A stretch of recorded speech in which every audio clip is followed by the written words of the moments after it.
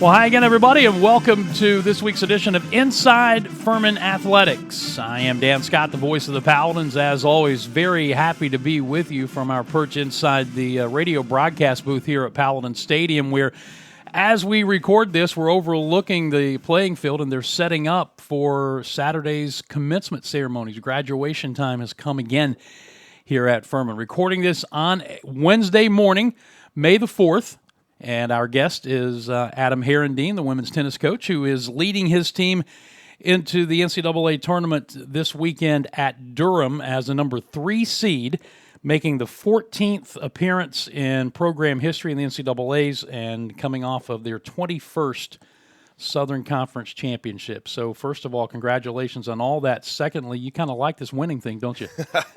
That's a funny thing you say. Thanks for having me, Dan. We've been joking about that at practice this week. The girls have been, busy with exams, and I say a couple times, guys, we like to win. We need to pick it up, and sure enough, they pick it up. So we definitely enjoy the winning thing, and we've got a great group of girls who make it a lot of fun to be around every day and work incredibly hard, and they deserve all the success that they've had for sure. How have you learned to negotiate what you do around exams? For people who don't know, exams at Furman actually kill 2 weeks. They start on Wednesday in 1 week and end on Wednesday of the next week instead of going Monday through Friday in 1 week. So you have to get maybe creative at how you are able to balance what you do academically as well as keeping things rolling with your tennis program. How do you do that, and how long did it take you to kind of find the groove that works for your team? Well, I don't know if we found it yet. All right, moving right along. Well, you finish the SoCon tournament, and the girls are exhausted. So we got to give them a couple days to reset, refresh. But then exams start. So it's like, do we practice after the SoCon tournament and then take a break? And we've kind of tried it a little bit different every year. And the timing has been different. One year we had NCAAs during exams. That was the toughest. Mm-hmm. But we've kind of opted, our goals always to be the most efficient team in the country with our practices. With the rigor of Furman, we try to be really efficient when we have them together. So we went a little shorter, and I think that helped. And now we're going to hit a lot before we play, probably more than we normally would, just to essentially catch up a little bit. Just so you know, we are recording this. We started just shy of 8:50 a.m. on Wednesday morning. Tennis team's practicing at 9:15 this morning, and then heading out to Durham, right, to get ready for Friday. And we'll practice again. Get on the courts when we get there, and it's an exciting time of year, and we're thrilled. We played in Durham for kickoff weekend, and we played Oklahoma, who went on to be number 2 in the country, and smacked them in the mouth in doubles, and really pushed them to the wire. And that doesn't happen in tennis too much. And then we beat Nebraska the next day. So it's a good place for us to play, and we're excited to get up there. Is there something in the world of tennis, anything remotely resembling what golfers go through when they want to go and see a course for the first time? I mean, because the tennis court dimensions are all the same. So is there a mindset about, hey, we need to get on this facility even though we know what the dimensions are going to be? Totally. I would say our team, we believe in that a little less than some teams, just because of, for example, during the regular season, we can't go 2 days early because of classes, right? So other teams will do that when they come here. But the interesting one for tennis, the court speed's a little different, and the environment is different. So really 1 day, in my opinion, is good. The interesting this weekend is we're expecting rain. So do we practice outside? Do we practice inside? With cold, it's going to be cold and we're going to be inside. But this weekend, it's going to rain, so we'll probably practice a little bit inside, a little bit outside, so we're ready for anything. And how does that change everything from the speed of the game to whether you're inside or outside? It's changed over the years. Typically, indoor tennis is much more. We call it sometimes serve and nerve tennis. You hit the serve big, and you just hold your nerve because it's going to be a little bit closer. On the girls' side, the serve's a little less of a dominant shot, and the indoor courts have slowed down tremendously over the years. So it's more, actually, I would say it's much tougher to play outside because you have elements. You play inside, it's perfect tennis. So we joke with basketball coach all the time, it's always 72 and sunny in the gym. Right? You play outside. Yesterday, the wind is swirling, and it totally changes the game. So I think we actually would say it's a little harder to play outside because you have to deal with some elements. Let's talk about how you got here. 21-6 overall record. You're ranked number 36 in the country, and you just won your 5th consecutive Southern Conference championship. You're 21st overall, but 5 straight, taking down ETSU in the finals. Yeah, it's been a really great year. ETSU, we think, had probably the best team they've had since I've been here, and they gave us all we could handle. We got them 5-2 in the regular season. There were 3 3-setters that happened, including Joey Adams was playing their number 1 girl, who was also undefeated in the conference. So the conference player of the year came down to essentially a deciding 3rd set, which Julia won. And then in the tournament, similar deal, except for the difference was in the tournament, their men won the tournament about halfway through our match. They won very quickly. And so they came over and were rowdy during our match, and it was a really great environment to play, but it was tough. And so it was a 4-2, and we were up in the other match, but it was really, really close. So I think that'll prepare us for the NCAAs to be pushed that hard in our last match before we play. And it seems like maybe playing in kind of a rowdy atmosphere might be a good thing as you're heading on the road to the number 5 team in the country that's hosting the championships. That's the right. First round. They just won the ACC tournament, so they're dreaming about national titles for sure. And I think that big push. Some years we maybe haven't been pushed enough at the end of the season, and we were certainly pushed. So I think that will help us be more ready when we play Old Dominion. So here is a very open-ended question for you. This tennis program, as we mentioned, 21 Southern Conference titles, 5 straight. This is the 14th NCAA Tournament appearance. It's been a long tradition, and it's been a streak, obviously, here in this conference and in this region of dominance. You've become a nationally ranked program. How have you been able to do that here at what people would say, quote-unquote, Little Old Furman?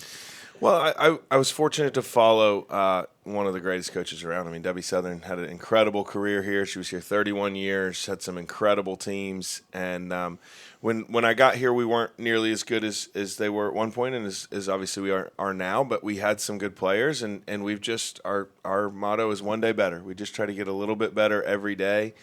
I might be as proud of this team as any. Last year we graduated the best player in the history of this conference in Katerina Kozarov, and so everybody thought, yeah, Furman's vulnerable. And then we go and are ranked higher than we've ever been. I think that's something I'm personally really proud of. I mean, we've had 4 years in a row we've set the conference record for national ranking. We went 43, 35, 23 last year, and then 19 this year. So it's certainly something to be really, really proud of, and it shows how our girls keep getting better. I think someone like Ellie Shoppy played 6 singles last year.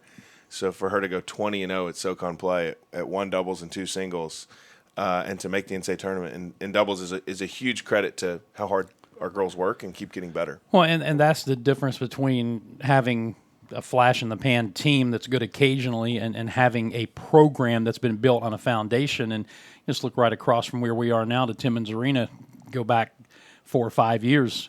Bob Ritchie's getting questions. So how are you going to handle the loss of Matt Rafferty? Right. And then the next year, how are you going to handle the loss of Jordan Lyons? And it just keeps building and building because you do the recruiting things. The foundation is there. And it's the same thing with your program. That's exactly right. I mean, I think everybody sells in recruiting. They're going to develop players.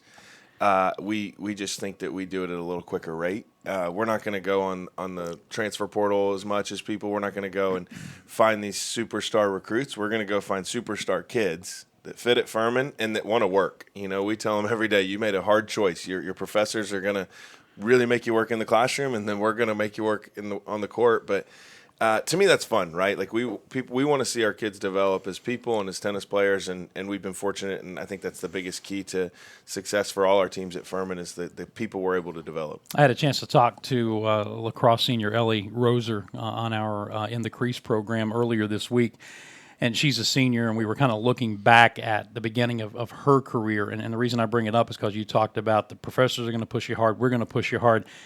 One of the things that freshmen coming in have to learn here at Furman if you're going to be an athlete, time management skills. That's right. Well, and we have an incredible group of freshmen this year. Obviously, Sarah Snyder was freshman of the year in the conference, but Ellie Schulson and Jess Dawson have been fantastic as well. And this team is one of those teams that has a bond where the upperclassmen have really helped the freshmen. Mm-hmm. And then the freshmen have started pushing the upperclassmen. And I think when you have the upperclassmen pull them aside and go, this is what it's going to take, and set the standard, then our freshmen settle in very quickly. But if that doesn't happen, it's quite the wake-up call for these kids when they get here in terms of what the work it takes to be good.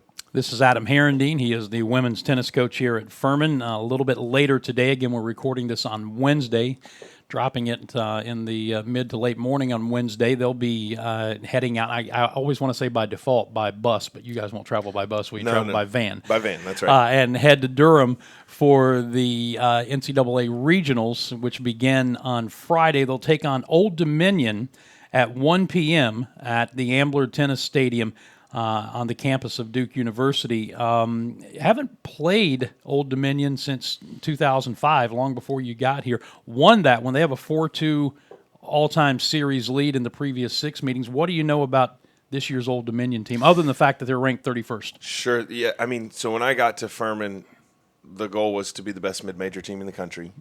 We still haven't quite gotten there. I mean, Pepperdine has been one in the country in the last couple of years, so we're working to get there. But Old Dominion was a team that we said we've got to catch up to. I mean, they were top 25 in the nation. Their coach, Don Manil, is a good friend of mine and does a fantastic job. They recruited a really high level.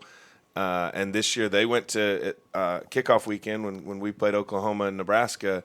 They went to Georgia Tech and beat Georgia Tech and Ole Miss to make the National Indoor Championship, so the top 16 teams in the country. So they got off to a red-hot start. They at one point had the number 1 doubles team in the nation. I think they're top 10 now. So a lot of talent and a great coaching staff, and it's a match that pops up on the board that we go, man, I'm excited about that match because we've been trying to play for the last few years, and it just hasn't worked out. And so funny enough, I texted their coach the morning of, and I said, we're going to play you guys. We'll see you guys at North Carolina. And we just laughed. And then sure enough, we're playing them. We're not at North Carolina. We're at Duke, but same idea. Well, you're in the state of North Carolina. Exactly. So we kind of almost had a good guess it was going to happen. And it's going to be really fun. It's going to be a long match, and it's going to be a battle, and we're thrilled to get up there and play. Now, was that an educated guess? You kind of thought, honestly, that would happen? Yeah, I mean, I think it's an NCAA selection on any sport. You never know what they're going to do. You know you're not going to go to somewhere with 2 teams from the same conference. So when you do the math and you figure they were going to be a 2 seed, we'd be a 3 seed, there's probably, a reasonable chance you're going to play. But I think it's neat to see.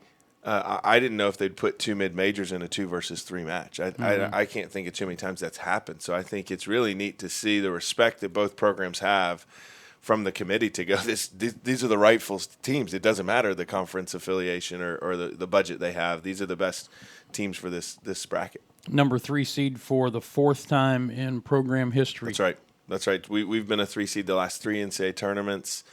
And I think we're getting closer and closer, and we're ready to go get a win. I mean, that's our plan.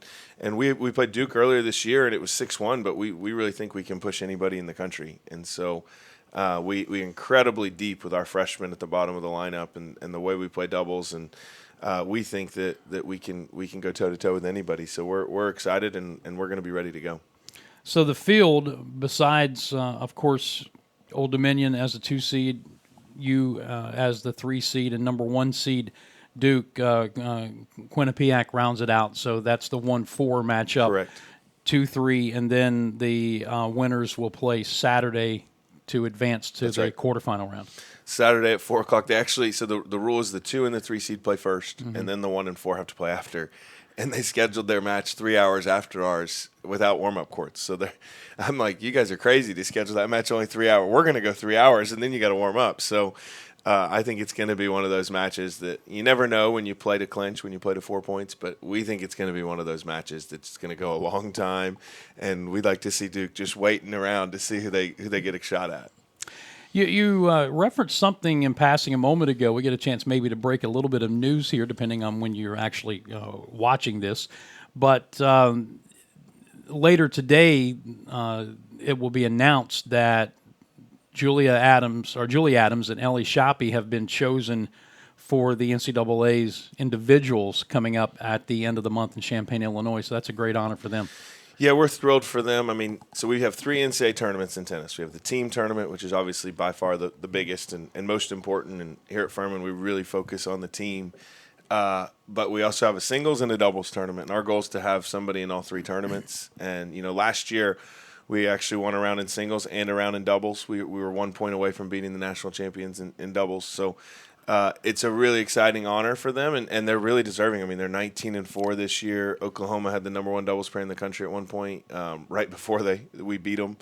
And so they're really deserving. They both work incredibly hard, and they want to be really good at tennis, and they deserve the opportunity to go. And the fun thing is, you win 2 rounds, you're an All-American. They can't take it away from you. There's no voting. There's no anything else. You win 2 rounds in singles or doubles, you're an All-American. And so that's the goal, to hang another banner for sure. Tell me a little bit about these 2 young ladies.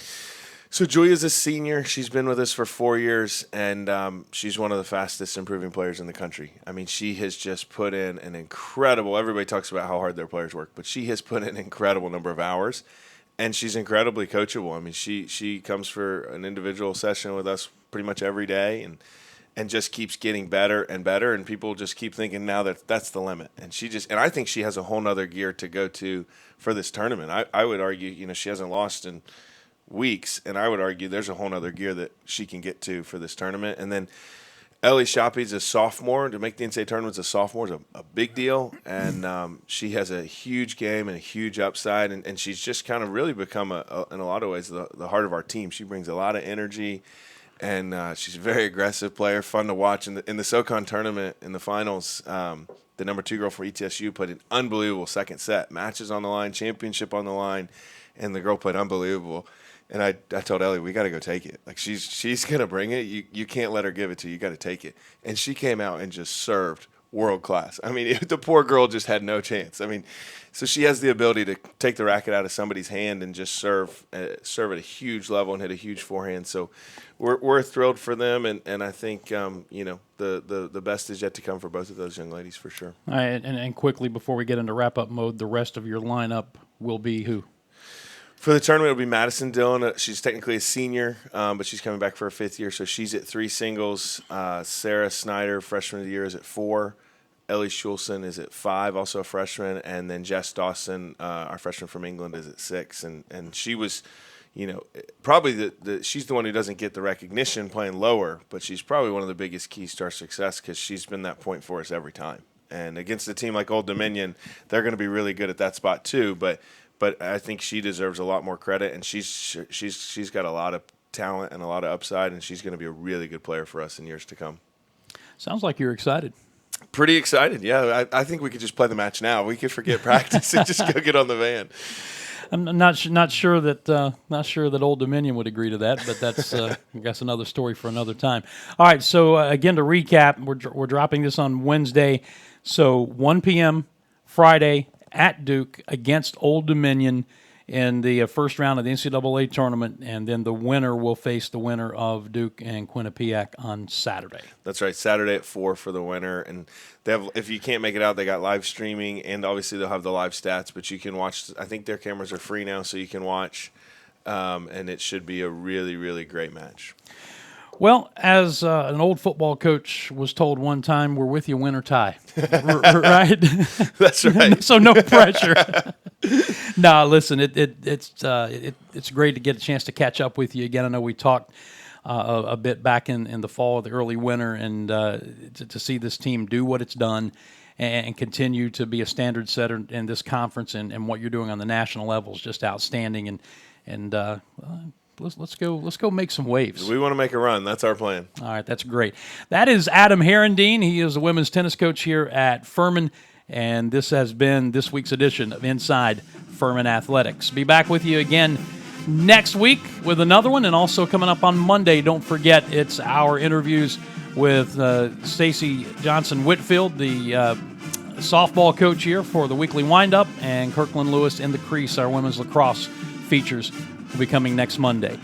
Until then, for Adam Herendeen, I'm Dan Scott. As always, saying God bless you. And so long, everybody.